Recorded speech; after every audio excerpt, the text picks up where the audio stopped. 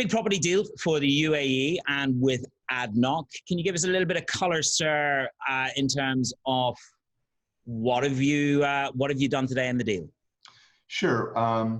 Listen, we live in a world right now where the world is short, long dated, high quality yield. And we had an opportunity with some great partners. We've been active in the region for a decade plus, and found an opportunity on some great core critical assets of Adnoc. And through a great partnership of sourcing, analyzing, and structure a bespoke solution, we were able to solve some of their critical needs about capital and freeing up capital on some assets, but also for our affiliated insurance assets, getting and structuring long-dated capital is really critical to us. So it was a real win-win. We're excited. We're excited to be doing business in the region with some great partners. But really, that's the key to it in terms of great critical core assets and long-dated yield. Jim, obviously we're in a 0% world, and we're going to be here for a long time. So, hence the question: what kind of yield have you been proffered here in the region to get involved in the deal?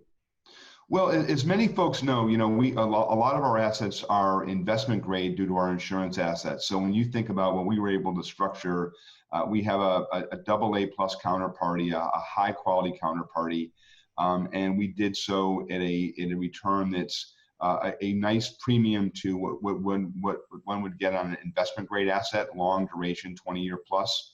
So we're very excited when you look at the investment grade yields around the globe, which are pretty slim and scarce. We have a nice premium to that, and it's appropriate for both parties.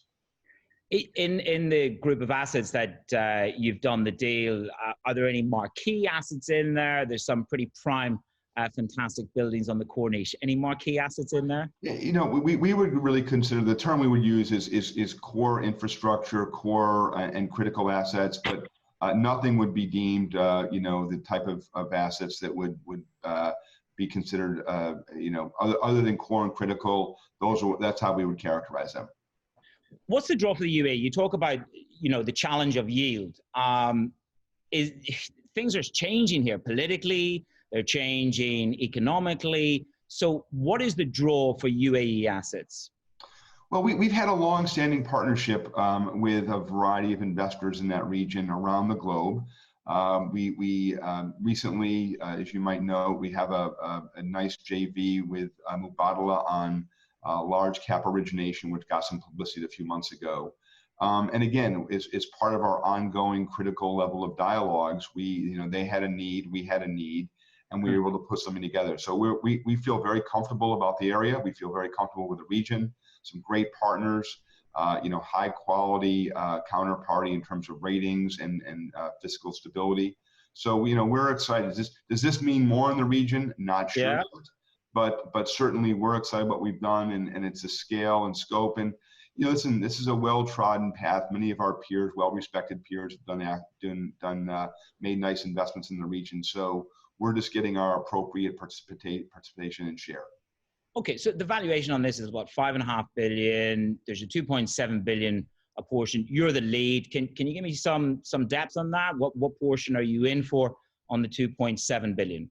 Well, we are the lead investor in terms of Apollo and our affiliated balance sheets. We did bring some other well-regarded, similar like insurance and other investors around the globe in the transaction as well. So it's a consortium of well-heeled partners that Adnoc and the leadership are pleased to be partnering with.